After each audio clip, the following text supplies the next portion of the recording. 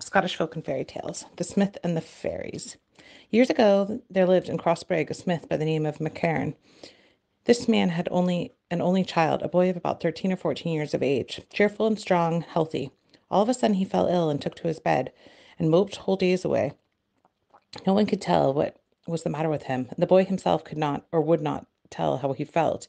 He was wasting away fast, getting thin, old, and yellow, and the father, and his friends were all afraid he would die. At last, day, after the boy had been lying in his condition for a long time, getting neither better or worse, and always confined to his bed, but with an extraordinary appetite. One day, while sadly revolving these things and standing idly at his forge, with no heart to work, the smith was agreeably surprised to see an old man, well known to him for his sagacity and knowledge of out-of-the-way things, walk into his workshop. Forthwith he told him the occurrence which was clouding his life. The old man looked grave as he listened, and after sitting a long time pondering over all he heard, gave his opinion thus: "It is not your son you've got.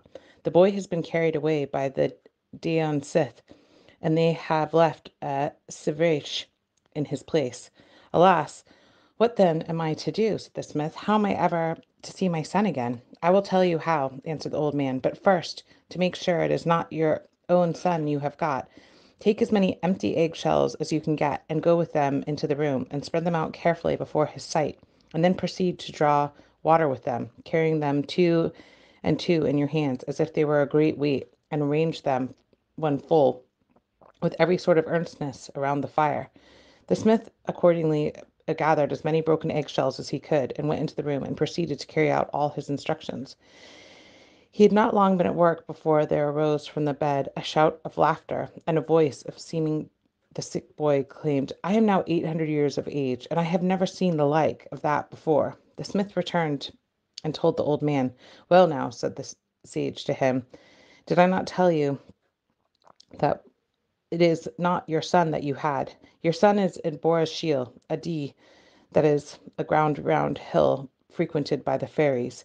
Get rid of this intruder as soon as possible, and I think you may promise you your son. You must light a very large and bright fire before the bed on this where the stranger is lying. He will ask you, what is the use of such a fire as that? Answer him at once.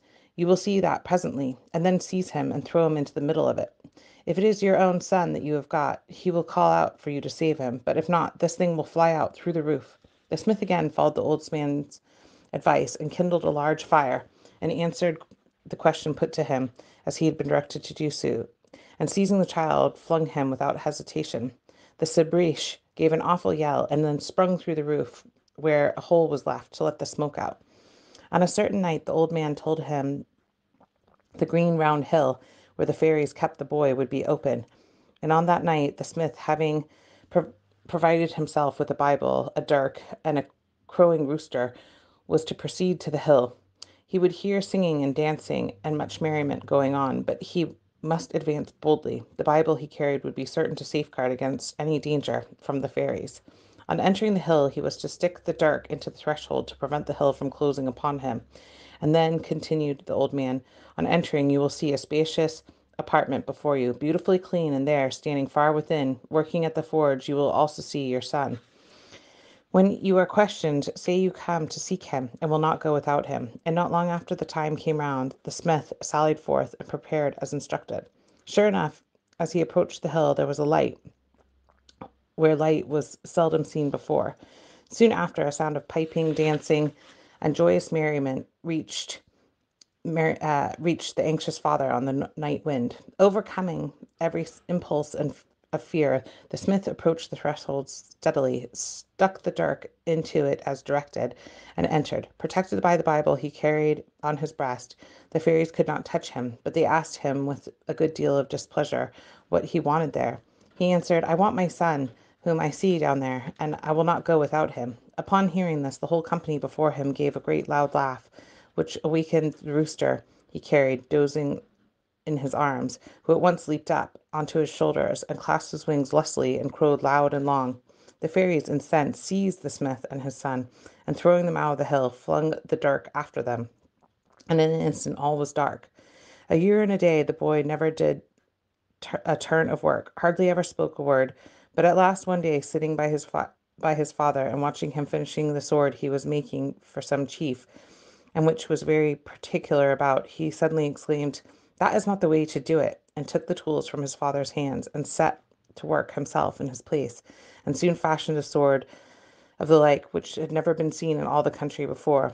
From that day the young man wrought constantly with his father, and became the inventor of a particularly fine and well-tempered weapon, in making of which kept the two smiths, father and son, in constant employment, and spread their fame far and wide, and gave them means in abundance, as they before had the disposition to live in contentment with all the world, and very happily with one another.